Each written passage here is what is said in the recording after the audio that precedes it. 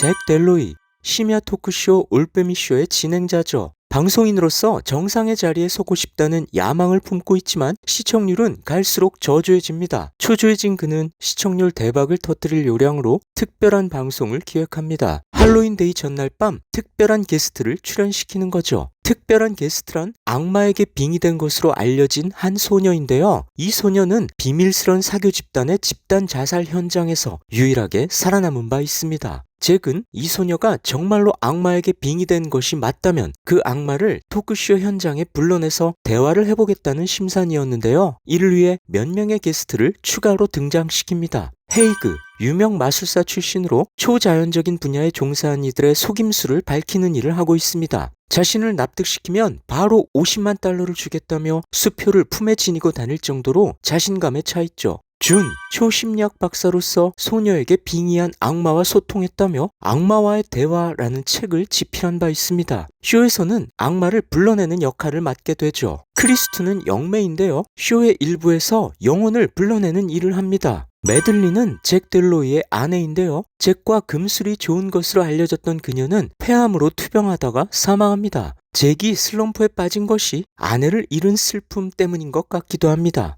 영매사 크리스토의 등장으로 쇼는 시작됩니다. 그는 죽은 사람의 영혼을 불러내고 그 영혼을 방청객과 연결시키는 신기한 상황을 만들어냅니다. 그러다가 갑자기 알 수 없는 힘 때문에 고통스러워하죠. 결국 응급실로 실려가는데요. 구급차 안에서 사망합니다. 공포감을 느낀 몇몇 스태프들은 동요하며 현장을 떠나기도 하죠. 동요에도 불구하고 쇼는 강행됩니다. 쇼의 하이라이트는 악마를 불러오는 건데요. 준 박사는 소녀에게 최면을 겁니다. 그리고 소녀에게 빙의했다는 악마를 불러오죠. 당초 기획대로 악마는 잭과 대화를 나눕니다. 그런데 예상치 못한 초자연적인 현상들이 일어납니다. 스튜디오는 난장판이 되고요. 결국 끔찍한 참극이 벌어지죠.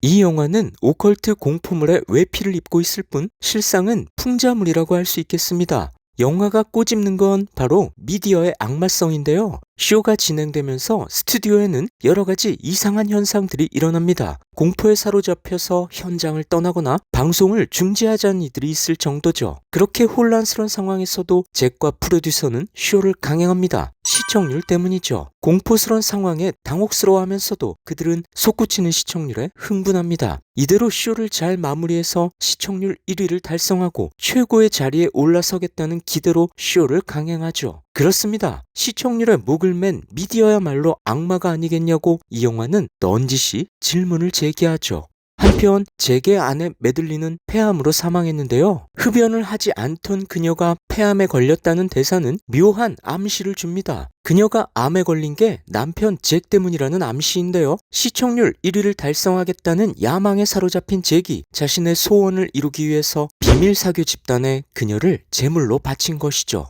그런 점에서 매들리는 악마와도 같은 미디어 시대의 희생양이라고 할 수 있겠습니다. 미디어뿐만 아니라 미디어의 수혜자 잭 또한 악마라고 할 수 있겠죠.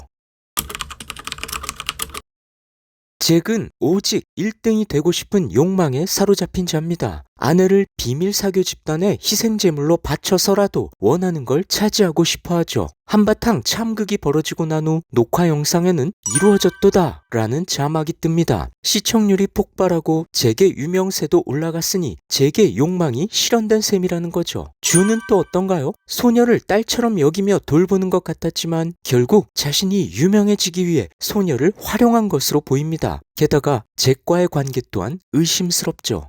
헤이그는 돈에 대한 욕망이 강한 자입니다. 악마가 자신을 위협하자 살려달라며 수표를 제시하는 데서 알 수 있죠. 영매도 마찬가지입니다. 가족을 잃은 방청객의 슬픔에 공감하는 것 같지만 자신의 사업을 홍보하는데 여념이 없죠. 이렇게 영화는 인간의 욕망이야말로 악마가 아니겠냐고 관객에게 넌지시 이야기합니다. 초자연적 현상들이 속임수라는 걸 밝히려는 헤이그는 준 박사가 최면술로 소녀를 기만하고 있다고 주장합니다. 그러면서 자신도 최면술 시범을 보여줍니다. 무대 위로 한 사람을 불러내서 최면을 걸죠. 그러자 그의 몸에서 엄청난 양의 벌레들이 튀어나오는 경악스러운 일이 벌어집니다. 하지만 최면을 끝내자 아무 일도 없었던 상황으로 되돌아가죠. 모든 건 헤이그의 최면이었던 겁니다. 출연진과 방청객들 모두가 충격에 빠진 가운데 진실을 확인해보자며 방금 녹화된 영상을 돌려봅니다. 그런데요, 녹화된 영상에는 벌레는커녕 아무 일도 벌어지지 않았고 헤이그의 최면술에 상대방 혼자 움직일 뿐이었죠. 방청객들은 물론 시청자들에게까지 최면을 걸었던 겁니다. 이 장면은 웅변과도 같습니다. 미디어가 우리 모두를 최면에 걸고 있지 않냐는 거죠. 오늘날 미디어가 보여주는 건 진실일까요? 또 한 가지 이 영화의 흥미로운 점이란 색상인데요. 토크쇼 녹화본은 컬러 화면이지만 녹화 중이 아닐 때는 흑백 화면을 보여줍니다. 무대 뒤의 상황이 표상하는 진짜 현실이란 총천연색이 아니라는 걸 상징적으로 보여주죠. 이 영화는 의문스럽습니다. 페이크 다큐멘터리와 파운드 푸티지의 형식을 차용하고 있는데요. 영화의 내용 전체가 그날의 현장을 녹화한 영상이고 훗날 그 원본 테이프가 발견되었기에 진실을 공개한다. 이런 설정이죠. 그래봤자 모두 허구라는 걸 관객은 알고 있으면서도 능청스런 유희 속으로 빠져들게 됩니다. 바로 이 지점에서 이 영화의 매력이자 주된 메시지가 드러나는데요. 당신의 눈에 보이는 것이 과연 진실일까? 영화는 질문을 던집니다. 소녀는 계속해서 정면을 응시합니다. 카메라를 바라본다고 하지만 마치 관객을 바라보는 것 같은데요. 이 장면은 관객에게 질문하는 것 같습니다. 당신이 보고 있는 게 진실이 맞냐고 말이죠. 그렇습니다. 현대인들은 자극적인 컨텐츠에 열광하죠. 어쩌면 그 컨텐츠가 진실인지는 중요하지 않을지도 모릅니다. 그런 점에서 미디어는 우리를 기만합니다. 과연 누가 정말 악마일까요?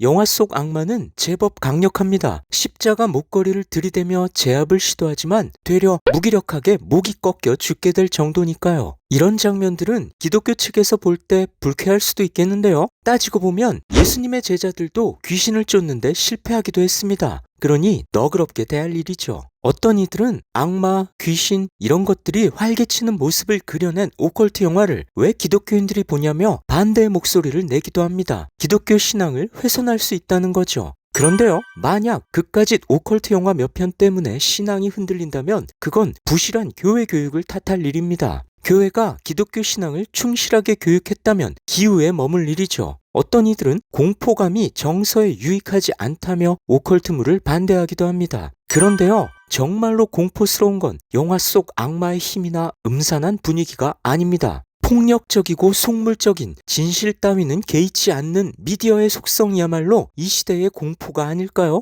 아내를 죽여서라도 원하는 바를 이루려는 인간의 욕망은 이런 오컬트 영화보다 훨씬 공포스럽습니다.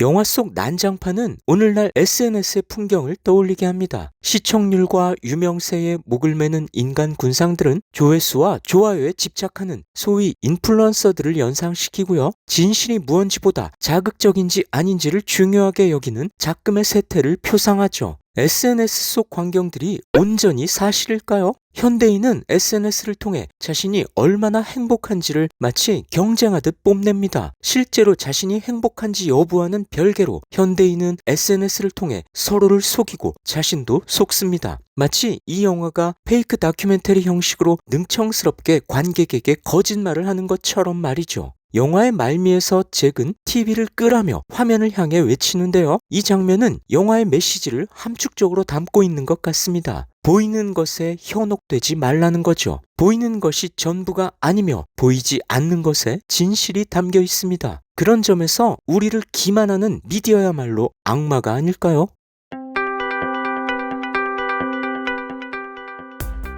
영화로 있는 성경 이야기입니다.